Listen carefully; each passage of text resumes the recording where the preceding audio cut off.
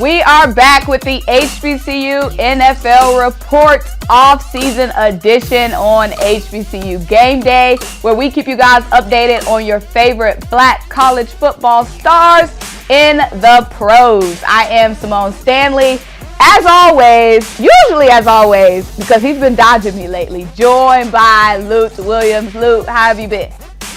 I'm hanging in. Been fighting some stuff under the weather a little bit, but I'm back on my feet, doing fine. Okay, so let's dive into all of the news.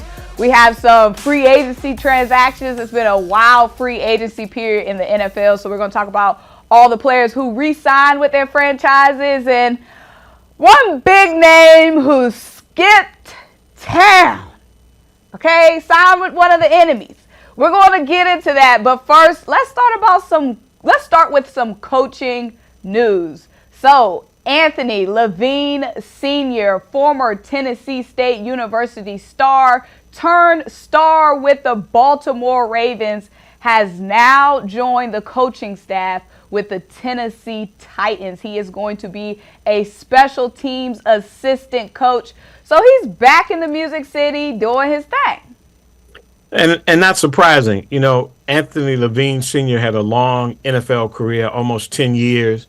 He was on the verge, and I think year before, he and Teron Armstead, I think, were tied for having the longest tenure of any HBCU players in the NFL. But, he did not play a lot of downs on defense. He was a safety when he did play, but the main thing was he was a special teams ace. And for somebody to keep you around on the NFL roster as he was for the Ravens for 9 years, that means he had to be very, very special. Not only making tackles, but being in the right place in the right time, knowing what to do. He was on kick return, punt return, kickoff. He didn't return the kicks himself. But he was a very valuable member, and he made the Ravens roster every year. And Jim Harbaugh or John Harbaugh would say, he's our special teams ace. And there are a few of those in the league, the kind of guys who make all pro playing only on special teams, making tackles, running interference, being gunners. He did the whole 9 yards. And as you know, there are a lot of HBCU players in the league right now that are making their living and have to do that on special teams in terms of trying to earn their way onto the defensive rosters. So it's not surprising that he would return to Tennessee, where he played college football down in Nashville at Tennessee State, and take up a job in the NFL as a special teams assistant. I wouldn't be surprised in a couple of years where he'll be a special teams coordinator, because he was that good on special teams. Okay, let's talk about another guy who's going from college football coaching to coaching in the NFL. This time it is someone from the SIAC, Kevin Saxton Jr., former co-offensive coordinator and quarterbacks coach for Benedict College. He was a part of the football team this past season that won their very first SIAC football championship. Now, I don't like to be in people's pockets, Luke, but talk about a pay increase. He has recently been hired by the Kansas City Chiefs as an offensive assistant. That's a huge leap. Yeah, you're right. And two things that come to mind. First of all, you got to say the Super Bowl champion. No, I don't have to say that, Luke. I called them by their name. Their name is the Kansas City Chiefs. I wonder why with that Brian Westbrook Philadelphia. Oh, you just couldn't let us get through this video. I wonder why we can't remind people that the Kansas City Chiefs won the Super Bowl, and the fact that they lost an offensive assistant to the Washington, what are they now, the Commanders. So I don't know if he's actually the guy who's going to sit on the sidelines with that play sheet looking like he's calling plays, even though Andy Reid is calling plays. But the fact that you said he's jumping from the college ranks, the guys down at Benedict, they ran the table in the SIAC. They were really the story this year, one of the big stories, along with the Jackson States of the world.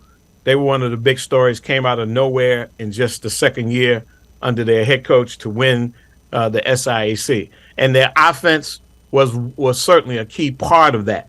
So I don't know the ins and outs of exactly all of what he did at Benedict, but obviously the production that they came forward with this year, the fact that they were able to win the SIAC, go to the playoffs. I think they were averaging somewhere right around 41 points per game. So they're getting some of that coming to the Kansas City Chiefs, and we will certainly keep our eye to see how he does. What's my man's name that went to the Washington? Eric Bieniemy. Maybe if you spent less time being petty and more time reading your notes and doing your research, you would know a little bit more. I can't believe that you believe I'm being petty by saying that the Kansas City Chiefs are the Super Bowl champions. Their names are the Kansas City Chiefs. Their names aren't Super Bowl champion Kansas City Chiefs. And if you know if the things were reversed, if the Eagles had won, you would be saying, Lute, put Super Bowl champion in front of that. Okay? Put Super Bowl champion Philadelphia. That's all right. We're not going to go there. He's with the Kansas City Chiefs. He's an offensive assistant, an analyst or whatever. So we'll keep our eye to see how Mr. Saxton does out in Kansas City. I thought we were professionals. Let's move on. Let's move on. And we got to, unfortunately, move on to free agency moves. Let's go ahead and get this out of the way so you can get out your petty bag, Lute, and start with one of the biggest moves, not only in HBCU land, but just in NFL free agency, period.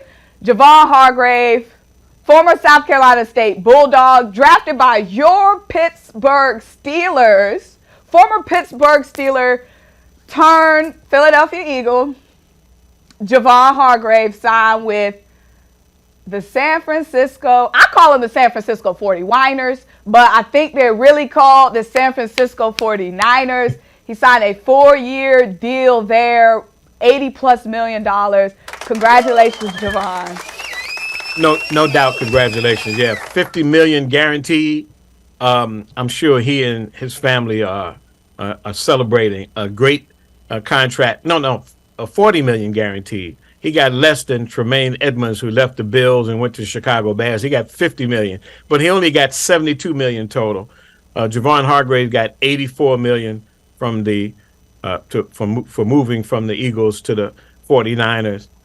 Well deserving. You know, when he took the contract with the Eagles, he was like the premier person, defensive tackle, nose tackle, whatever you want to say in the league in terms of his contract. So now to go basically $4 and $84, $21 million a year, but 50 of that guaranteed. Congratulations to him. You and I had both talked about whether the Eagles were going to keep him. I was surprised that they would let him go. I thought that they would pay, but you know, it's always about the economics. It's always about the dollars. You got to have the dollars to do it. And they didn't have $84 million. And if they didn't have $84 million, you know, I'm sure if he had the choice of staying with the Eagles for less money, you go where the money is. So he'll be with the 49ers. Already a great defense. Will probably make that defense even better, particularly up the middle, because that's certainly what he did. He shored that up for the Eagles. So yeah, he shored that up for y'all in 2019, and y'all let him walk in free agency too. You're just talking about like we the only team that let him walk. Y'all let him walk to us. No, you're absolutely right. He did. He didn't start his rookie year, but eventually, after his 4 years in Pittsburgh, he was a key cog of our defense. I was sorry to see him go. Just I'm sure you're sorry to see him leave the Eagles because he had a career year with the Eagles. We talked about that during the season, 11 sacks, first double-digit sack season. He was certainly an asset for the Eagles, and I'm sure he'll be the same for the 49ers. So we'll keep an eye on him to see exactly how he does. See if he does as well in San Francisco, who already has a great defense. And they've talked about joining him with one of the Bosa boys. I think it's the Nick Bosa that's with them, and a couple other guys that they have on the line. Should make them even stronger, make them even a tougher out in terms of the NFC. And you would love that. You would love for them to be stronger and be more of an opponent for us. But look here, I don't care as long as we win the AFC. We'll see you in the Super Bowl. I don't care who's on the other side. I'm a Pittsburgh Steel. I got on my black and gold today, like you got on your Brian Westbrook shirt. So I'm glad to see him. I'm not glad to see him leave the Eagles. I really thought you are, Lou. We gathered that. No, seriously, I thought he should stay with the Eagles. I thought, and look, you and I don't know, and you may know because you're a real Eagle aficionado. you may know what the money was, whether they had the money to keep him. We didn't. And but the fact that he signed so quick makes me think he already knew they didn't have the money to keep him. He had gotten a good chunk from Philadelphia, and now he's going to get a good, even better chunk from San Francisco. So I wish him nothing but the best.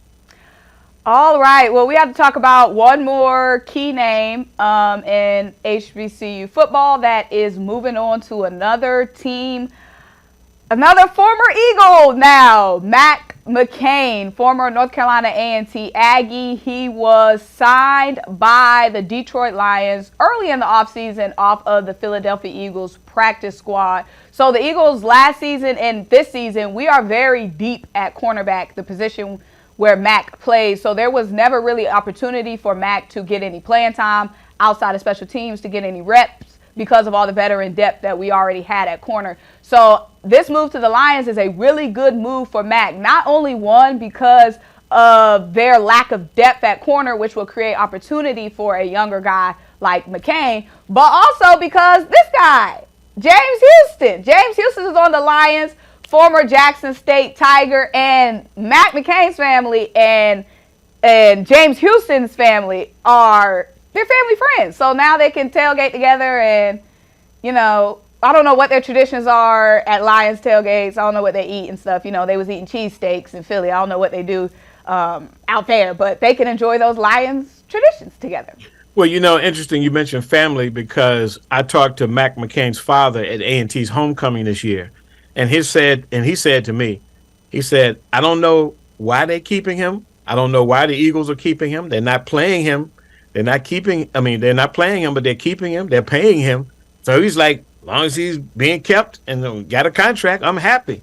So I would imagine this move to the Lions was reflective of the fact of just what you said, that they had a plethora of talent at defensive back, and it was an opening for Mack McCain as well as an opening for the Lions looking to shore up their defensive backfield. They do have one HBCU player in the defensive backfield, Bobby Price, out of Norfolk State, who was actually playing and starting quite a bit the first few games of the year before he got hurt. So that may be one of the slots that they're looking to Mack McCain to fill. This is a guy who came out of North Carolina A&T with a whole lot of promise. He had set a record with, I think it was 3, maybe 4 pick sixes while he was at A&T. One of them like a game-ending, or one or two of them were game-ending pick sixes. So he came out highly rated, and he's had a little trouble getting his footing in terms of getting on the field. He bounced between the Eagles and Denver, from Philadelphia to Denver, then back to Philadelphia on the practice squad. I think he's only played maybe in 2 or 3 games that he's actually seen live action. But he's a talent, has speed right out of Greensboro, North Carolina, Dudley High School.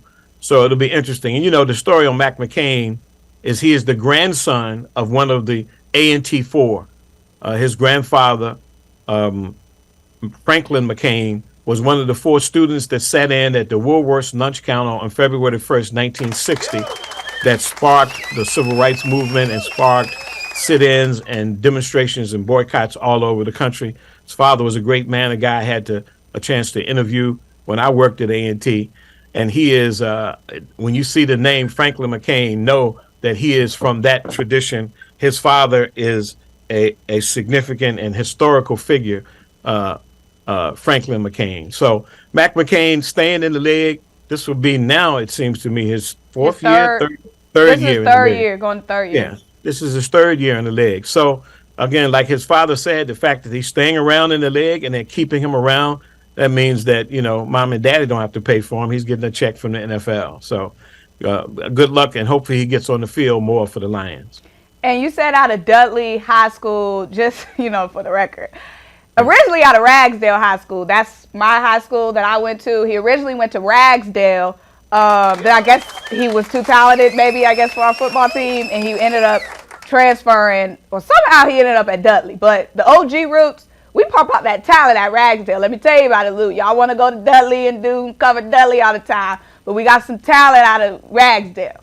Okay, we're going to have to talk about that. I didn't even know you had a Greensboro connection. You didn't know I had it, Luke. I'm sorry. Born and raised. What are you talking about? I'm going to blame Tyler. I'm blaming Tyler. Luke, he texted on the phone. You see my 336 area code. What are you talking about? I'm sorry. a discussion another time. But that's wonderful. That's wonderful. Ragsdale, wonderful history. I know Ragsdale very well. In fact, that's where Austin Hooker played. He started at Dudley. Was a fourth string quarterback at Dudley. He's the quarterback, the brother of Hendon Hooker, who was a Heisman Trophy candidate out of Tennessee, quarterback that went to Dudley and then played at Virginia Tech, transferred to Tennessee. His brother, Austin Hooker, who my wife happened to teach as a homeschooler. She taught both of the Hooker boys, but Austin actually left Dudley so he could go to Ragsdale, and Ragsdale put up some very big numbers, and that A&T recruited him. And the word is that he may be in the running and be a starting quarterback for A&T this year, but that's another subject for another time. But I'm glad to know about your Greensboro connection. I thought we already discussed this, but yeah, glad to remind you. But yes, Mack McCain, 336 certified for sure. He actually grew up 2 houses away from my house. Wow. But let's talk about some guys who stayed with their teams. Our special teams player of the year on the HBCU NFL Report, Jamie Gallan, former University of Arkansas Pine Bluff punter turned punter for the New York Giants. He is re-signing and staying in the NFC East. Yeah, staying with the Giants, had a good year. They called him the Scottish Cannon. He kicked for the Cleveland Browns for 4 years before signing with the Giants. Again, had a great year. He was our special teams ace, so to speak, for the HBCU game day report on the NFL Report this year. He was weekly. He was our outstanding special teams player because he punted well. I think he finished somewhere in the second 10 in the league, in terms of his punting average. So yeah, he goes back to the Giants, 2 years, $4 million. A good move for Jamie Gallan to be able to stay with the Giants, continue to be a good cog in their special teams play. And he was doing a whole lot of punting for the Giants. Staying in the NFC East, we have Danny Johnson, former Southern University Jaguar turned Washington Commander. He did re-sign as well, staying in Washington. And the story on Danny Johnson is this is the first year that he really played a lot of downs on defense. We track what percentage of plays they play on special teams or on defense, and he played more on defense this year than he played in any of his previous years in the league. In fact, last year in the 2021 season, he had been more of a kickoff returner than anything. He was like their number one kickoff returner. This year, he did very little of that, and he played a lot in the defensive backfield. In fact, Ron Rivera started to talk about how much he had improved, how much he was playing well, and the fact that he was going to get more time playing cornerback. And that's exactly what he did. I think his contract is 2 years. I think with incentives and bonuses could be as much as $7 million. So not bad at all. A guy who came out pretty highly rated out of Southern, and he stayed now in the league. I think this will be his 6th year in the league. So kudos again to Danny Johnson for sticking around. Absolutely. And on the offensive side, in the trenches, we have offensive tackle Brandon Parker, another 336 guy out of North Carolina A&T. He has re-signed with the Las Vegas Raiders. Yeah, and he was lost for the season with the Raiders early, even before the first game with, I think it was, forgot what they called this. Forgot. He strained this. Yeah, but if they call it, I've forgotten the term. I forgot. He's yeah, it's an arm for sure, Symone. But he strained that before the first game of the season. Didn't get on the field at all. And how much he was going to play this year, the Raiders have been struggling on the line. They moved him around, sometime at right tackle, sometime at left tackle. But they brought him back for a year with $1 million contract, which means pretty much he better make the team. He's gonna be a guy who's got to earn his way. 3-time All MEAC offensive lineman out of A&T. I think his senior year he was the offensive lineman of the year in the MEAC. And this will be again, if I'm not mistaken, he and Brandon Parker he and Mack McCain might have come in the same year. So this will be his 4th year in the league. But they did bring him back, so we'll have to keep an eye on Brandon Parker to see if he stays with the Las Vegas Raiders, or if not, if he stays in the league. But he's one of those guys, they're always looking for offensive linemen they can plug in. So not surprised that they were keeping him. And the $1 million tells you that they weren't all of that big on him. They got a 1-year contract for only $1 million.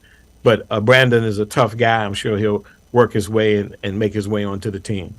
Okay, yes, he's going to be, instead of protecting Derek Carr, he's going to be keeping the hands off Jimmy Garoppolo now.